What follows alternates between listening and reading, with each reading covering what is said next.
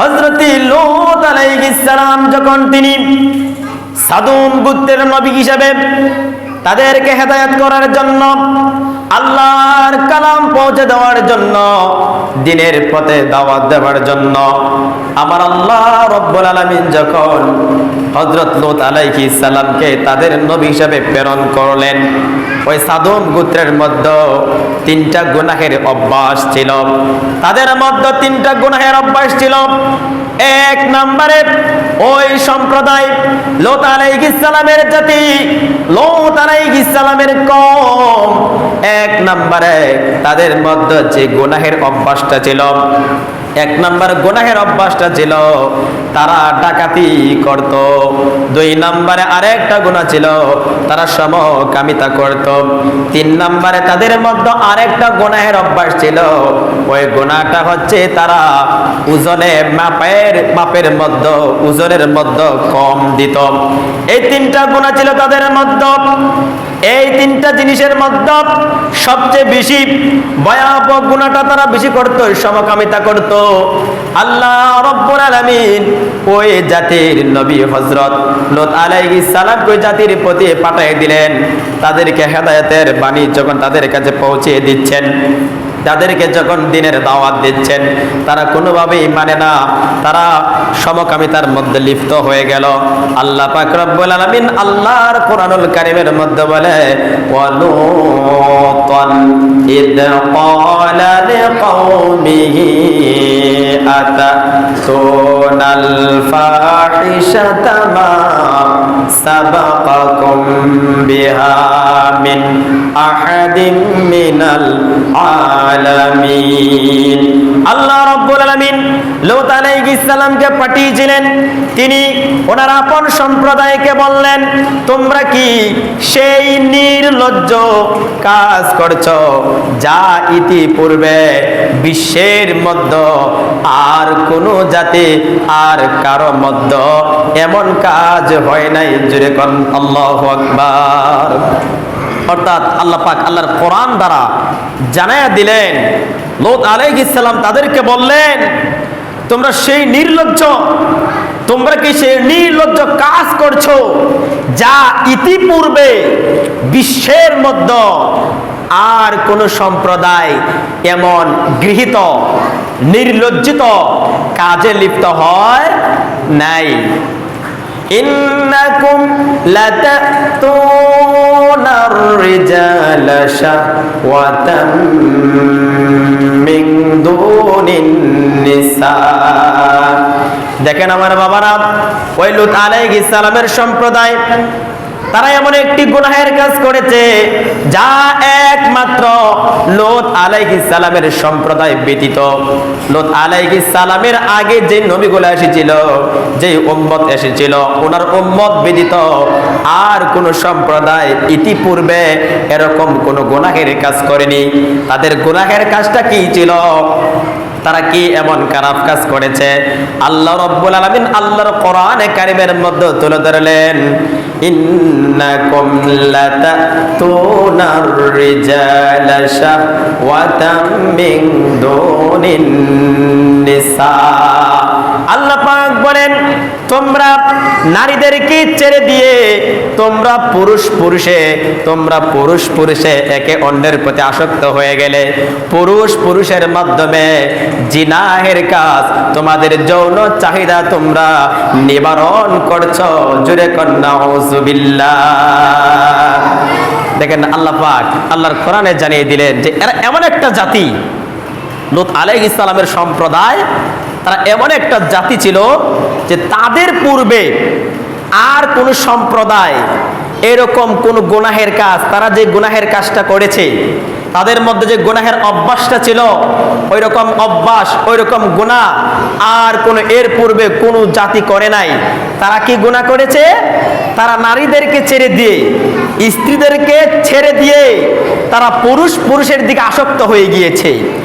এক পুরুষ আরেক পুরুষের সঙ্গে যৌন চাহিদা নিবারণ করছে, অর্থাৎ তারা সমকামিতা করছে। সমকামিতা কি?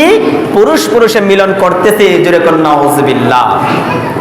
একমাত্র ওই সাদুম গোত্রের মানুষেরা এই গুনাহের কাজটা করেছে, যা লূত আলাইহিস সালামের কওমের পূর্বে আর কোন জাতি এই গুনাহের কাজ করে নাই। এই সমকামিতা সৃষ্টি হয়েছে, শুরু হয়েছে একমাত্র লূত আলাইহিস সালামের সম্প্রদায়ের কাছ থেকে। আল্লাহ পাক বলেন যে তারা নারীদেরকে ছেড়ে দিয়ে, তারা নারী আসক্ত না হয়ে নারীদেরকে ছেড়ে দিয়ে তারা পুরুষে জনচাহিদা নিবারণ করছে। বাল কুনতুম মুসরিফুন, আর আল্লাহ বলেন তোমরাই হচ্ছে প্রকৃতপক্ষে সীমা লঙ্ঘনকারী সম্প্রদায়। আল্লাহ পাক তাদেরকে যে আদেশ করেছেন, তারা আল্লাহর আদেশকে বাদ দিয়ে, আল্লাহর আদেশকে না মেনে তারা নিজেদের মতন, নিজেদের চাহিদা অনুযায়ী, নিজেদের মন গড়া মতন আইন চালু করে দিয়েছে। তারা নারীদের প্রতি আসক্ত হয় নাই। এরকম গুনাহের কাজে যখন তারা লিপ্ত হয়ে গেল, আল্লাহর পয়গম্বর হযরত লূত আলাইহিস সালাম তাদেরকে যখন বারবার নিষেধ করে, কিন্তু তারা লূত আলাইহিস সালামের কথা মানতে চায় না, বরং ওনারা লূত আলাইহিস সালামকে তিরস্কার করে, এমন কথা বলে যে তিনি হচ্ছে পবিত্র, এই পবিত্র মানুষকে এই এলাকায় রাখা যাবে না, তাকে আমাদের দেশ থেকে বিদায় করে দিতে হবে, বের করে দিতে হবে। এই রকম ভাবে তারা কথা বলতে লাগলো। এই গুনাহের কাজে তারা লিপ্ত হয়ে গেল, এমনই ভাবে গুনাহের কাজ করতে লাগলো। আল্লাহর পয়গম্বর লূত আলাইহিস সালামের দাওয়াত কেউ মানে না, কেউ ইসলাম ধর্ম গ্রহণ করে না, কেউই কবুল করে না। এক পর্যায়ে লূত আলাইহিস সালাম তিনি আল্লাহর দরবারে দোয়া করলেন, আল্লাহ আমার সম্প্রদায় আমার কথা মানতে চায় না, তোমার দিন মানতে চায় না, ঈমান আনতে চায় না। আল্লাহ তারা নারীদেরকে ছেড়ে দিয়ে পুরুষে জিনাহের কাজে লিপ্ত হয়ে গিয়েছে। ও আল্লাহ আপনি তাদেরকে ধ্বংস করে দেন, আপনি তাদেরকে ধ্বংস করে দেন। আল্লাহ পাক রব্বুল আলামিনের নবী যখন আল্লাহর কাছে দোয়া করেছেন, নবীর দোয়া আল্লাহর দরবারে কবুল হয়ে গেল। আমার আল্লাহ রব্বুল আলামিন তাদের উপর আযাব নাজিল করে দিবেন। আল্লাহ পাক রব্বুল আলামিন ওই সম্প্রদায়ের উপর আযাব নাজিল করবেন। ওই সময় আল্লাহ পাক কিছু ফেরেশতা হযরত লূত আলাইহিস সালামের কাছে পাঠিয়ে দিলেন। লূত আলাইহিস সালামের যখন কিছু ফেরেশতা আসলো, মানুষের সুরত ধরে, সুন্দর যুবকের আকৃতি ধরে আল্লাহর ফেরেশতারা হযরত লূত আলাইহিস সালামের কাছে আসলেন। লূত আলাইহিস সালাম তিনি ভাবলেন এই যুবকগুলা কোথায় থেকে এসেছে, ওনার বাড়িতে ওনাদেরকে তিনি মেহমানদারি করাতে লাগলেন, কানা পেনার আয়োজন করলেন।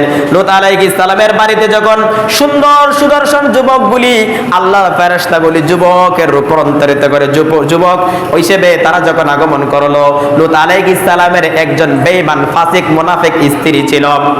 সে যখন দেখলো সুন্দর সুন্দর যুবক লূত আলাইহিস সালামের বাড়ির মধ্যে আগমন করেছে, ওনার স্ত্রী ওই কাফের মুশরিকদের কাছে খবর পৌঁছে দিল যে আমার স্বামীর বাড়িতে সুন্দর সুদর্শন যুবকগুলি আগমন করেছে, তোমরা তাদেরকে নিয়ে তোমাদের কাম ও বাসনা পূরণ করতে পারবা।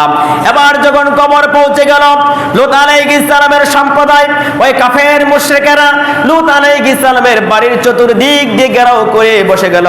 তিনি ঘরের দরজাটা বন্ধ করে দিলেন, তার ঘরের ভিতরে প্রবেশ করতে চায়, কিন্তু কোনো যখন ঢুকতে পারে না।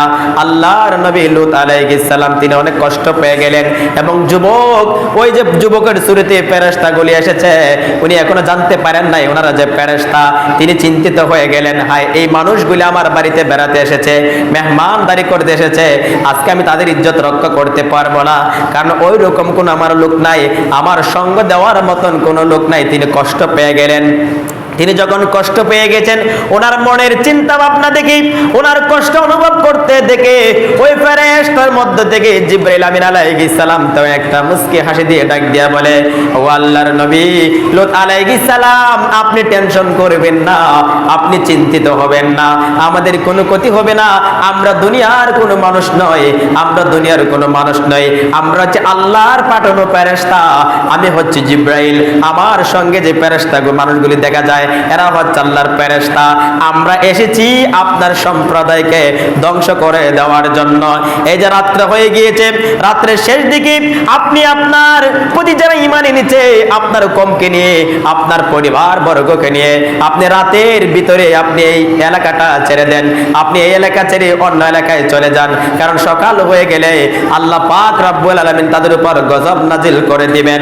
কিন্তু আপনি যে চলে যাবেন, আপনার পরিবারকে নিয়ে যাবেন, আপনার যে স্ত্রী রয়েছে আপনার স্ত্রীকে কিন্তু সাথে নিতে পারবেন না, আপনার স্ত্রীকে নিতে পারবেন না, আপনি চলে যাবেন। এই যে চলে যাবেন, যাবেন যে যাওয়ার পথে পিছনের দিক দিয়ে বলবেন কেউ যেন না তাকায়। যদি কেউ পিছনের দিক দিকে তাকায় তাহলে আল্লাহ যে গজব নাজিল করবেন, ওই গজবের মধ্যে কিন্তু যারা তাকাবে তারাও কিন্তু ধ্বংস হয়ে যাবে।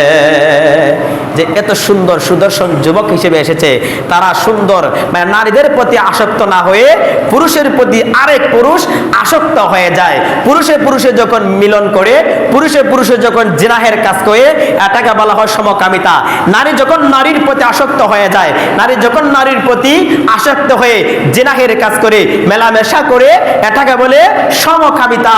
আর ওই সমকামিতা একমাত্র সৃষ্টি হয়েছে লূত আলাইহিস সালামের জামানা থেকে। আল্লাহর ফেরেশতা বললেন, ও নবী, আপনার পরিবারকে নিয়ে, ওনার পরিবারে কয়েকজন মেয়ে ছিল, ওনার পরিবারে ওনার মেয়ে ছিল, ওনার মেয়ে ব্যতীত আর কোন মানুষ ওনার প্রতি ঈমান আনে নাই। হাজিরিন, তখন উনি ওনার পরিবারকে নিয়ে রাতের অন্ধকারে তিনি এলাকাটা ছেড়ে দিচ্ছেন, আর ওনার মেয়েদেরকে বললেন তোমরা কেউ পিছনের দিকে তাকাবে না। সম্মানিত হাজিরিন, হযরত লূত আলাইহিস সালাম যখন ওনার পরিবারকে নিয়ে এই এলাকা ছেড়ে চলে যাচ্ছেন, পিছনের দিকে তাকায় না, ওই দিকে আল্লাহর ফেরেশতা জিবরাইল আলাইহিস সালাম জর্ডানে অবস্থিত সেই সাদোম গোত্রটাকে তিনি ওনার পাকা দ্বারা জমিনটাকে 5টা শহরকে একত্রিত করেন, ওনার একটা পাকা দ্বারা ঢোকায়া আসমানের দিকে ওঠাতে লাগলেন, তুলতে তুলতে উপরের মধ্যে নিয়ে গেলেন, উপরের মধ্যে নিয়ে ওই জমিনটাকে উল্টায়া নিচের দিকে এমনই ভাবে জাকুনি মারলেন, এমনই ভাবে ছেড়ে দিলেন। ওই জমিনটা 5টা শহর আল্লাহর ফেরেশতা জিবরাইল আলাইহিস সালাম ওনার পাকা দ্বারা উপরে তুলে নিচের দিক দিয়া উপরটাকে আর নিচের দিক উপরের দিকে তুলিয়া যখন ছেড়ে দিলেন, ছেড়ে দেওয়ার সঙ্গে সঙ্গে ওই সাদম গোত্র সহ ওই 5টা শহর চূর্ণ বিচূর্ণ হয়ে গেল, ধ্বংস হয়ে গেল, আল্লাহর আযাবে তারা ধ্বংস হয়ে গেল। যে জিবরাইল আলাইহিস সালাম এমনই ভাবে একমাত্র ওই সম্প্রদায়কে আল্লাহ পাক রব্বুল আলামিন উল্টিয়ে তাদেরকে ধ্বংস করেছেন।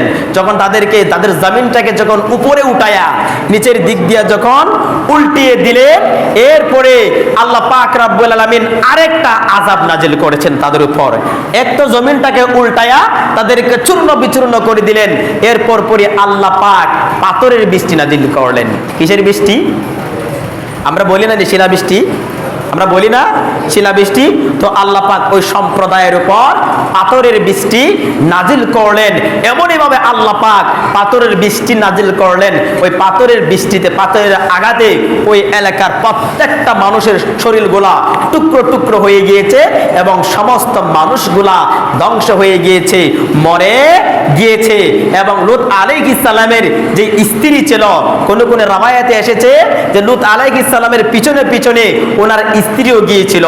যখন আল্লাহ পাক গজব নাজিল করে দিলেন, তার সম্প্রদায়ের মধ্যে মায়া লেগে গেল, পিছনের দিক দিয়ে যখন তাকালো, তাকানোর সঙ্গে সঙ্গে আল্লাহ পাক ওনার স্ত্রীর উপরও আল্লাহর দেওয়া পাথর নিক্ষেপ করলেন।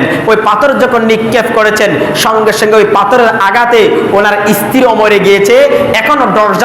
এখনো জর্ডানে পাহাড়ের উপরে ওই সাদম শহরে এখনো যে পাহাড় রয়েছে, ওই পাহাড়ের উপরে এখনো লূত আলাইহিস সালামের স্ত্রী কিয়ামত পর্যন্ত মানুষদেরকে সাক্ষ্য হিসেবে, আল্লাহর প্রমাণ হিসেবে, গজব হিসেবে আল্লাহ যে গজব নাজিল করেছেন, এই গজবটা দেখানোর জন্য এখন পর্যন্ত মূর্তি হিসেবে ওই পাহাড়ের মধ্যে লূত আলাইহিস সালামের স্ত্রী দাঁড়ানো অবস্থায় রয়েছে। যে আল্লাহ পাক কিয়ামত পর্যন্ত এটা রেখে দিয়েছেন, এটা প্রমাণ রেখে দিয়েছেন যে জাতিগুলা, যে ওনার সম্প্রদায়, উনি কিন্তু কোনো জিনাহের কাজ করে নাই।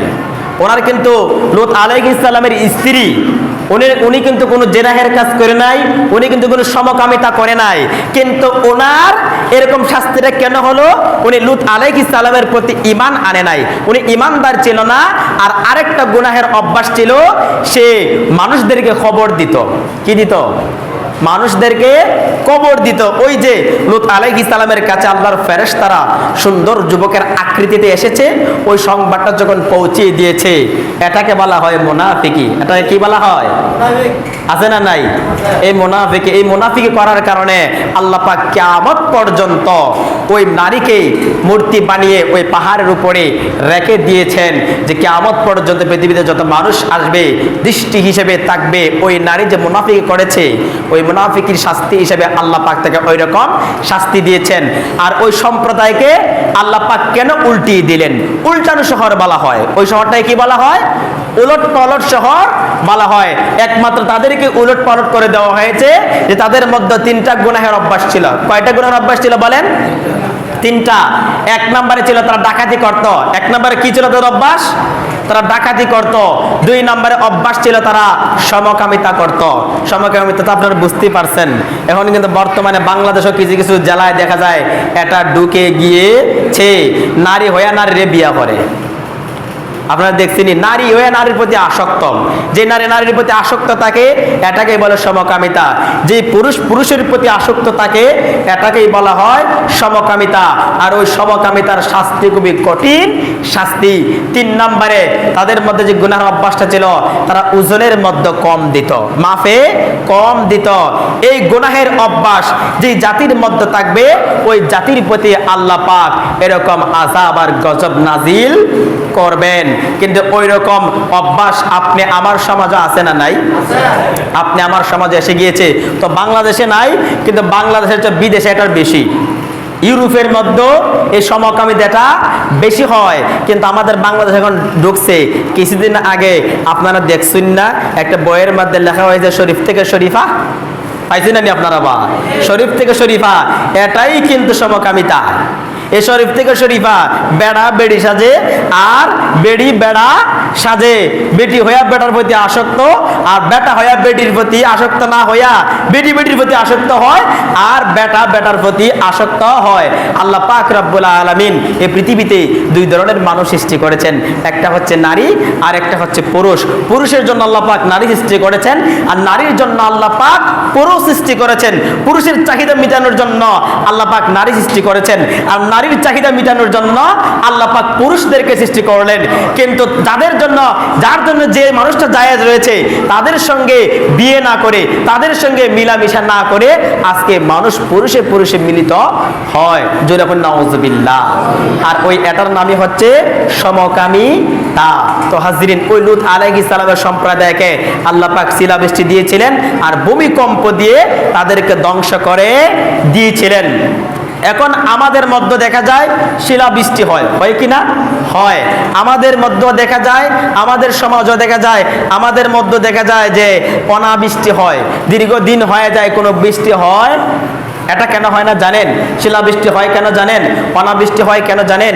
নবী করিম সাল্লাল্লাহু আলাইহি ওয়াসাল্লাম হাদিসে পাকের মধ্যে বলেছেন, যেই সম্প্রদায়ের মানুষেরা যাকাত দেওয়া বন্ধ করে দিবে, যেই সম্প্রদায়ের মানুষেরা যাকাত দেওয়া বন্ধ করে দিবে, আল্লাহ পাক ওই সম্প্রদায়ের প্রতি অনাবৃষ্টির গজব নাজিল করবেন। নাউজুবিল্লাহ বলেন। কি নাজিল করবেন? অনাবৃষ্টির গজব নাজিল করবেন, অথবা শিলাবৃষ্টি আল্লাহ পাক নাজিল করবেন। তো অনেক দেশও শিলাবৃষ্টির কারণে জমিন গোলা শেষ যাচ্ছে কিনা? হয়তো আপনাদের এই দিকে কিন্তু শিলাবৃষ্টি হয় নাই, কোনো বৃষ্টি হয় নাই। আপনাদের বৃষ্টি হয়, এটা হচ্ছে অনাবৃষ্টি। এই যে বৃষ্টি হয় না, এটা কি বৃষ্টি? এটা হচ্ছে অনাবৃষ্টি। এটা আল্লাহর পক্ষ থেকে একটা গজব।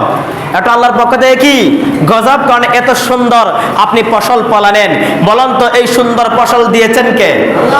আওয়াজ দিয়ে বলেন, এই ফসল দিয়েছেন কে? এখানে আমাদের কোনো হাত আছে? আমাদের কোনো হাত নাই। এত সুন্দর ফসল পাইলাম, এত সুন্দর ধান হয়েছে, কিন্তু এত সুন্দর ধান হওয়ার পরেও আল্লাহ পাক রব্বুল আলামিন যে আপনি আমার জন্য যাকাত দেওয়ার বিধানটা জারি করে দিয়েছেন, কিন্তু এত সুন্দর ফসল পাওয়ার পরেও আমরা এক মুষ্টি ধান যাকাত দিতে পারি না। এজন্য অনাবৃষ্টি হয়, আর এজন্যই শিলাবৃষ্টি হয়। অনেক দেশে জাকাত দেয় না দেখেই শিলাবৃষ্টি দিয়া ওই জমিন গোলারে আল্লাহ পাক ধ্বংস করে দিয়েছেন, কিন্তু আমরা অনুভব করতে পারি না। এগুলা যে হচ্ছে আপনি আমি অনুভব করতে পারি না। কেন অনুভব করতে পারি না?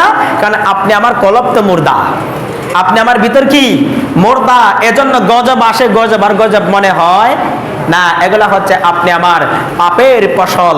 এজন্য হাজরিন, আল্লাহ পাক রব্বুল আলামিন আপনি আমার প্রতি যে বিধান জারি করে দিয়েছেন, যাকাত দেওয়া হচ্ছে ফরজ। যাকাত দেওয়া কি ফরজ। আপনি 20 মণ ধান পেয়েছেন, এই 20 মণ, 20 মণ ধান পান, এখান থেকে 5 মণ ধান দিলাম, সমস্যা কি? এখানে কি আপনার কোনো কমবে? মনে করেন যে 20 মণ ধান পাইছে, 5 মণ ধান দিয়ে লিতাম। আমার 5 মণ ধানের দাম কত? 7,000 টাকা। কিসে চিন্তা করে? 7,000 টাকা। এখন যদি আপনার ক্ষেত্রে 1 মণও দান না হইতো, যদি 1 মণও দান না হইতো, তখন কি হইতো? যে আল্লাহ দিয়েছে ওই আল্লাহ ইচ্ছে করলে নিতে পারে কিনা? আপনার এই যাকাত দিবেন কাদেরকে? যাকাত দিতে হয় এতিম মিসকিন গরিবদেরকে। কাদেরকে দিবেন? কারণ আপনার উপর হক, আপনি যাকাত দেওয়া আপনার উপর ফরজ, আর ওই যাকাত খাওয়া এতিম মিসকিনদের হক। আপনি এতিম মিসকিন গরিব অসহায় মানুষদেরকে দিয়ে দিবেন। অনেক মানুষ আছে যারা অসহায়, আছে কিনা? আপনি 20 মণ, 40 মণ, 50 মণ, 100 মণ, 200 মণ দান পায়া একবারে খাড়ি বান্দা তৈলাই। কি তৈছেন? খাড়ি বান্দিয়া তৈছেন। 200 মণ দান আপনি পেয়েছেন। আপনাদের খাড়ি হয় না উগার হয়? আমরা তো সব উগার হয়, বুঝছেন নি? আপনার তো খাড়ি হয়, উগার হয়। আপনি উগারের মধ্যে অথবা খাড়ির মধ্যে 200 মণ দান তৈছেন। বলুন তো, ওই দান যে আপনি তৈছেন, ইচ্ছে করলে ওই দানগুলি ব্যাংক হইতে পারে কি পারে না?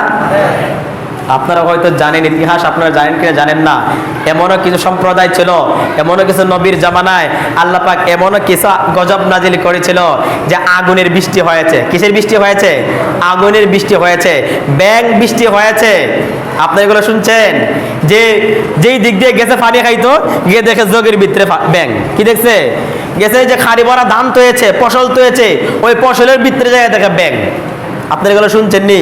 আপনারা পঙ্গপালের নাম শুনছেন? পঙ্গপাল, আপনাকে তো পঙ্গপালের নাম শুনেন নাই? আপনার মনে ওখানে পঙ্গপাল কিন্তু বাংলাদেশও হয়তো দেখা গেছে না, কিন্তু অনেক দেশে পঙ্গপাল দেখা দিয়েছে। ওই পঙ্গপাল এমন একটা পোকা, যেই পোকাগুলা যেই দেশে গিয়েছে ওই দেশের সমস্ত ফসলগুলা খেয়ে ফেলেছে। ফসলগুলা কি করেছে? খেয়ে ফেলেছে। এটা আজ থেকে নয়, এটা অনেক আগ থেকে আল্লাহ পাক রব্বুল আলামিন এক সম্প্রদায়ের উপর ওই পঙ্গপাল নাজিল করেছিলেন। এটা পঙ্গপালের গজব আল্লাহ পাক দিয়েছিলেন। এই যে করোনা মহামারী আসছে কিনা, এটাকে শুধু এখনই, এই মহামারী কিন্তু আগেও ছিল। এই মহামারী আগেও ছিল। কেন এগুলো আসে? এগুলো হচ্ছে আপনি আমার আমলের কারণে, আপনি আমার আমলের কারণে। এই জন্য হাজিরিন, আমরা যারা অনেক দান পেয়েছি, আমরা ফসল করে যে সুন্দরভাবে ফসলগুলো তুলতে পেরেছি, আল্লাহর শুকরিয়া আদায় করার জন্য কিছু হইলো এতিম মিসকিন গরিবদেরকে দিয়ে দেন। আগে আমরা দেখতাম, ওদের ছোটবেলা দেখেছি, আপনারা ছোটবেলা জানবেন, যখন প্রথম ধান কাটত, যখন বৈশাখের প্রথম ক্ষেত কাটছে, সর্বপ্রথম এতিম মিসকিন গরিব মসজিদের ইমামরে নিয়ে দোয়া করায়া, ইমাম সাহেবরা খাওয়াইয়া, গরিব মিসকিনরা খাওয়াইয়া, এরপরে নিজে খাইছে। খাইছে কিনা? এখন এগুলো আছে? পরে মনে হয় হুজুর নবী, হুজুর দাওয়াত বলে হয় না, না, এটা আমি নবীর আমাকে বলে আমাকে খাওয়ানোর জন্য। কিন্তু এটা কিন্তু এক সময় ছিল কিনা বলেন? এক সময় ছিল, কিন্তু আজকে এগুলো আছে? আজকে এগুলা নাই। আগে ইমাম সাহেবরে খাওয়াইছে, এতিম মিসকিনদেরকে খাওয়াইছে, কোনো ফকির মিসকিন আসলে আগে তাকে খাওয়াইছে, এরপরে নিজেরা খাইছে। কিন্তু এগুলা উঠে গিয়েছে বিদায়, কিন্তু এখন ফসল থেকে বেশি হচ্ছে। আগে কিন্তু এত ফসল হইতো না। আগে বলে এত ফসল হয়েছে? আগে কিন্তু এত ফসল হয় নাই, কিন্তু এরপর মানুষ খুব সুন্দরভাবে জীবন যাপন করতে পারছে। অভাব ছিল না, অভাব আসলেও অভাব মনে হয় নাই। কিন্তু বর্তমানে এত বেশি ফসল হয়, এত ফসল হওয়ার পরেও দেখা যায় অভাব আর ছাড়ে কেন? এগুলো হচ্ছে আপনি আমার আমলের ফসল। তো আমরা যতটুকু শুনতে পেরেছি, আল্লাহ পাক রব্বুল আলামিন যেন আমাদের সকলকে সঠিক বুঝার, আমল করার তৌফিক দান করেন। সকলেই বলেন আল্লাহুম্মা আমিন।